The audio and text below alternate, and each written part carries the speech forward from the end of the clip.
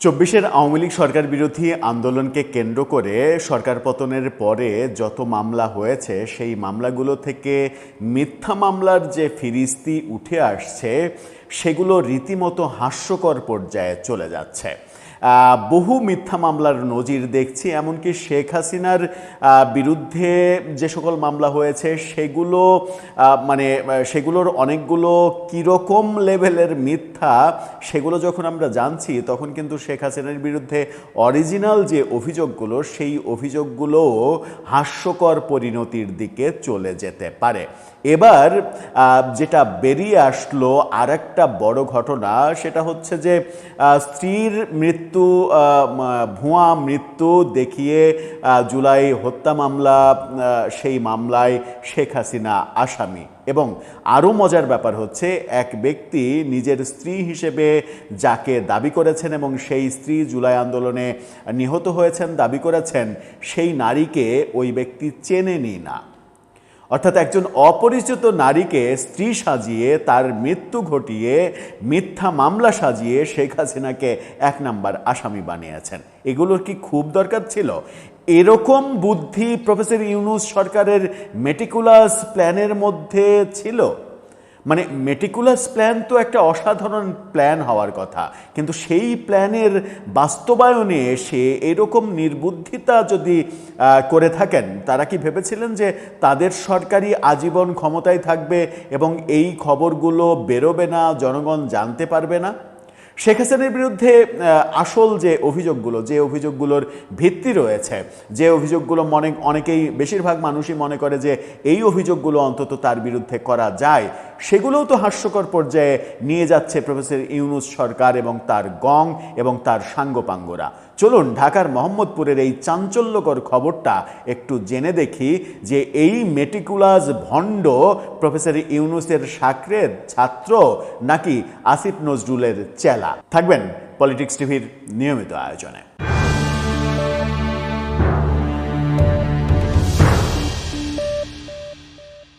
দর্শক, বলছিলাম জুলাইকে কেন্দ্র করে যে মেটিকুলাস মিথ্যা মামলার একের পর এক তথ্য আসছে এবং পিবিআইয়ের তদন্তে একের পর এক মিথ্যা মামলার যে ফিরিস্তিগুলো জানছি, যেগুলো আমরা অনেকগুলো নিয়ে আপনাদের সঙ্গে আলোচনা করেছি। পরকীয়ার জেরে হত্যাকাণ্ড, সেটাতে শেখ হাসিনাকে জড়িয়ে দেওয়া হয়েছে। যে ঘটনা আগস্টের অনেক পরে অক্টোবরে হয়েছে, সেই ঘটনাতে শেখ হাসিনাকে জড়িয়ে দেওয়া হয়েছে।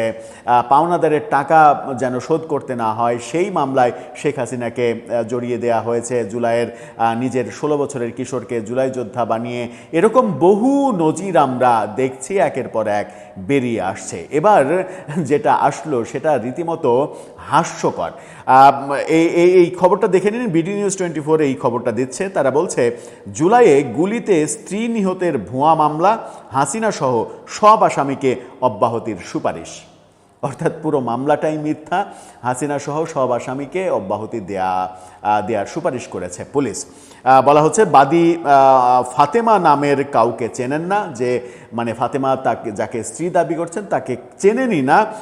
জুলাই আন্দোলনে ওই নামে কেউ নিহত হয়েছে বলেও তিনি জানেন না। পুলিশের ভাষ্য হচ্ছে এটা। চলুন একটু জানি। জুলাই আন্দোলনে ঢাকার মোহাম্মদপুরে গুলিতে নিজের স্ত্রী নিহত হওয়ার দাবি করে শেখ হাসিনা সহ 84 জনকে আসামি করে মামলা করেছিলেন মোহাম্মদ সুমন নামের এক ব্যক্তি। যদিও তদন্তে নেমে পুলিশ বলছে সেরকম কোনো হত্যাকাণ্ডের ঘটনাই ঘটেনি। আর ফাতেমা নামের সেই নারীর সঙ্গে বাদীর কোনো সম্পর্কই নেই, বাদী ওই নারীকে চেনেই না যাকে স্ত্রী সাজিয়েছে সে। 2024 সালের 4 আগস্ট গুলিতে স্ত্রী নিহতর বর্ণনা দিয়ে পরের বছর 14 ফেব্রুয়ারি আদালতে মামলা করেন সুমন। গত 27 এপ্রিল এ ব্যাপারে আদালতে চূড়ান্ত প্রতিবেদন দিয়েছেন তদন্ত কর্মকর্তা মোহাম্মদপুর থানার এসআই শাহাদাত হোসেন। প্রতিবেদনে মামলার সব আসামিকে অব্যাহতির সুপারিশ করেছেন তিনি। পুলিশ বলছে, কিছু মানুষের প্ররোচনায় ও আর্থিক প্রলোভনে সুমন মামলা করেন বলে পুলিশের কাছে স্বীকার করেছেন। তদন্ত প্রতিবেদনে আসামিদের অব্যাহতির সুপারিশ করে উল্টো সুমনের বিরুদ্ধে মামলা দায়েরের প্রার্থনা করা হয়েছে। শুধু মামলা দায়ের প্রার্থনা করলে হবে না, সুমনকে আগে অ্যারেস্ট করতে হবে, অ্যারেস্ট করে ওর রিমান্ডে নিতে হবে, রিমান্ডে নিয়ে জানতে হবে যে প্রফেসর ইউনূসের সাঙ্গপাঙ্গরা কারা এই মামলা ব্যবসার পেছনে ছিল, কারা তাকে ইন্ধন দিয়েছে, কারা তাকে এই কাজটা করিয়েছে, পেছনের স্বার্থ কি, কোন কোন আসামির কাছ থেকে কত টাকা বাগিয়ে নিয়েছে, এরই মাঝে নাম কেটে দেওয়ার ধান্দা করে।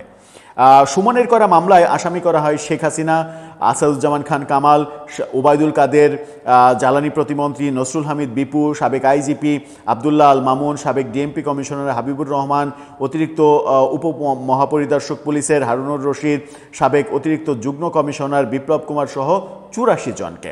মামলা তদন্তে নেমে এজাহারে নাম থাকা 6 জনকে গ্রেপ্তারের পাশাপাশি আরও একজনকে গ্রেপ্তার করে পুলিশ। গ্রেপ্তারের ব্যক্তিরা হলেন কামরুল ইসলাম, এটি নিজাম উদ্দিন, রফিকুল ইসলাম, রাসেল মিয়া, সৈকত ইসলাম কামরুল এবং আব্দুল মুকিত মজুমদার। বিল্লাল ওরফে ভাতিজা বিল্লাল নামে একজনকে গ্রেপ্তার করা হয়েছে ঘটনার সঙ্গে জড়িত সন্দেহে। এতজনকে গ্রেপ্তার করা হয়েছে যারা কারাগারে পড়ছে। বিল্লাল জামিনে থাকলেও গ্রেপ্তারকৃত আসামিরা কারাগারে রয়েছেন। তাকে সহ 85 জনকে মামলা থেকে অব্যাহতির সুযোগ দেওয়া হয়েছে। এই যে মিথ্যা মামলায় যারা কারাগারে থাকলেন, দীর্ঘদিন জেল খাটলেন, তাদের ক্ষতিপূরণ কে দেবে? তাদের ক্ষতিপূরণকে ইউনূস দেবেন, আসিফ নজরুল দেবে, নাকি এই সুমন যে মামলা করেছে সে দেবে? কিংবা যারা এই জুলাই আন্দোলনকে কেন্দ্র করে ব্যবসা করছে, জুলাইকে পুঁজি করে এখনও ব্যবসা করছে, ইউনূসের 1.5 বছরে ব্যবসা যাদের তুমুল তুঙ্গে উঠেছিল, এখন ব্যবসাটা অনেকখানি চাঙ্গে উঠে গেছে, তাদেরকে এই ক্ষতিপূরণ দেওয়ানোর ব্যবস্থা করতে হবে এবং তাদের প্রত্যেকেই, ইউনূস সহ তাদের প্রত্যেকেই এই নিরপরাধ ব্যক্তিরা যতদিন জেল খেটেছে তার অন্তত ডবল দিন জেল খাটিয়ে এর পাওনা আমার মনে হয় যে ওসুল করা উচিত। গত 11 মে মামলার শুনানি দিন ধার্য ছিল। ঢাকার মেট্রোপলিটন ম্যাজিস্ট্রেট জামশেদ আলম আগামী 24 জুন শুনানির পরবর্তী দিন রেখেছেন বলে পুলিশের প্রসিকিউশন বিভাগের এসআই মিজানুর রহমান জানিয়েছেন। তদন্ত কর্মকর্তা বলছেন, আসামিদের অব্যাহতির সুপারিশ করে আদালতে প্রতিবেদন দাখিল করা হয়েছে। তদন্তে যা পেয়েছি সেটাই ফাইনাল রিপোর্টে উল্লেখ করেছে, এর বেশি কিছু তিনি বলতে চাননি। এখন এই যে পরবর্তীতে আবার 24 জুন শুনানির ডেট ধার্য করছে, অথচ আদালত কিন্তু যারা কারাগারে আছেন তাদের জামিন দেননি।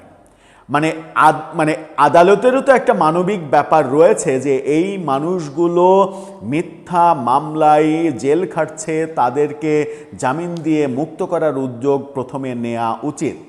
আমরা বুঝতে পারছি না আদতে কি হচ্ছে।